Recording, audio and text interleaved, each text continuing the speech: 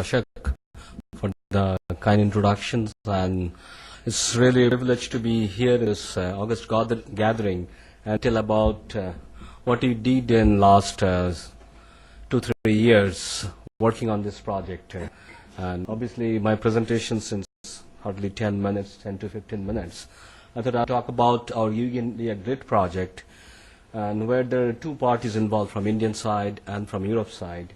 And briefly, from Indian side, from CDAC, we are leading that Indian Grid project called Garuda. I'll tell briefly about it. And in that, we had two key challenges. That was the focus, what we addressed in the previous phase. And briefly, we are still working on the other aspect, like interoperability. And I'll try to conclude with those comments.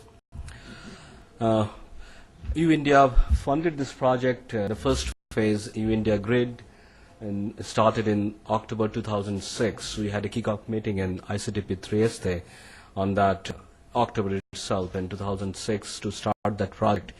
And it was a for 24 months project, but it was extended because of this, because we found that there are a lot of interesting things to achieve and accomplish in this period, and it was part of the AP7 initiative, and it was mostly between Europe and Indian partners. We had, I will tell you who are they. And the second phase we just started this year in January 2010, and it's going on. We have achieved few, initiated few meetings. So we had a kickoff meeting in January itself in IIT Delhi, and we are working very closely to achieve some of this objective. And one of them is the sustainability issues. For that, we already released a document keeping a view what we should do in this particular project. Shows that it's quite a big number of partners, both from European side and Indian side. From Europe, it is mostly handled coordinated by INFN, and obviously Trust IT is partners for promoting it and documenting it and sharing the ideas in various forums. And that's the reason of Trust IT only. I'm here to share this knowledge or our experience with you. University of Cambridge from UK, then there is a CEA, that's a new institute joined this particular phase. They were not part of the phase one, from France, and obviously Abdus Salam International Center for Theoretical Physics from Trieste, Italy. They are part of this project. Also technically they are involved in many aspects. From Indian side, I'm from CDAC. Obviously we have other very prominent institute like BRC from Mumbai, and also TIFR from both Mumbai and Bangalore was involved, and they are currently involved. And also Indians have Science from Bangalore. IIT Delhi is not mentioned clearly, but IIT Delhi is also part of this initiative at this stage. Science of Nuclear Physics and VCC, Available Energy Cyclotron Center. They are part of the High Energy Physics Experiment and also part of this consortium. This particular phase 2, we have a few major objectives. One of the objectives is to consolidate and enhance the cooperation. So we learned a lot of aspects of cooperations, and those things we are trying to consolidate and enhance it. And in this particular phase, we added a few additional partners, mostly to work on new areas of applications. So that's one of the enhancements we are talking about in this phase. And this is not infrastructures per se, the project. It's a support action for the infrastructures. That's where they're supporting various communities for enhancing their experiences. And this is the area where we found it's very, very important that you don't have infrastructure alone, but you have to have a proper mechanism of supporting them. Then only it lead to some kind of success and the satisfactions from both ends.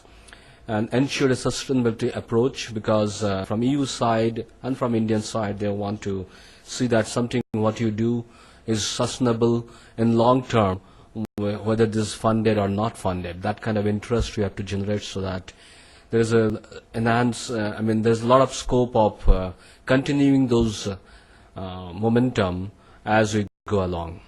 And obviously they foster and enhance the cooperations with other European initiative in Asian region, because EU funds a lot of other projects other than EU-India grid, both in India and other parts of country, other part of Asia as well, like a EU-Asia grid, one of the interesting grid projects going on in Asia now, and we're trying to collaborate with them.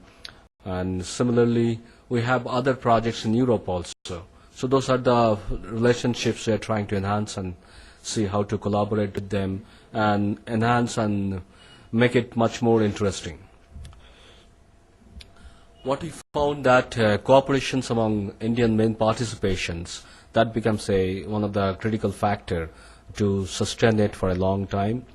And Garuda initiative, and being I'm part of this, and that helps to really bring much more momentum among the Indian partners, because Garuda itself is a project by involving almost 45 institutes in India. So that brings a very much strong and vibrant community in EU Grid too. And while doing it, we found that there's a close cooperations and continuity among the partners. That means we had initial project EU India Grid, and there we found that it's not only we evaluated the project internally, but it was evaluated very closely by European Commissions, and where the participations of the partners was very important. We found a very interesting review made by an end of that project, when 3 particular reviewers who attended that, they found this is one of the project where it's not only projected by the project leader or the co-project leader, where all the members who were present, they also participated in that deliberations at Brussels during the final presentations. And there gave a very strong review and strong comment to resubmit similar project to enhance the scope so that it can be supported. So those kind of cooperation and continuity was really seen when there was a involvement from all the partners.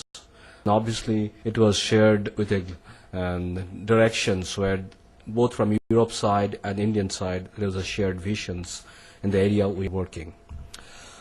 This is one of the very important slides which projected from infrastructure visions from both European and Indian side, where it shows mostly the infrastructures, where the network is one of the key also component where you men connected, both from the grid computing is technologies at the top level, but the network and the people who are involved, that gets connected by various layers.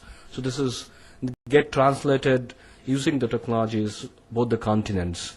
And this is one of the views expressed by this. I think I have another interesting view to telling that how finally the infrastructure's visions get integrated using network, grid, and the data. And that's where you can see all the various islands on the various cubes rather, showing the various applications which really run on these infrastructures. These are the various scientific data getting used on this grid computing, and that in using the core network which exists in Europe and also existing right now in India as well. The strategic user communities, it was very well identified that we will be working not many areas, but some of the important areas which has a common interest both from Europe and India. And the climate change simulations, this is one of the key area at this phase. And we worked not to that extent in the phase 1, but this is the key in the phase 2. We are working on this climate change simulation. That's why we have a great partner from IIT Delhi and Indian Institute of Science, Bangalore. Biology is an area which we continue work because of the importance of life or healthcare issues. So system biology approach, we have a very good collaboration between TIFR and Cambridge in that particular domain. Material science, we have multiple partners involved in it, both from the Europe and Indian side. And the high energy physics is a very classic example of long-term collaborations, especially with a LHC at CERN. That's a high energy physics experiment actually started much before the EU grid, where the LHC and the Large Hadron Collider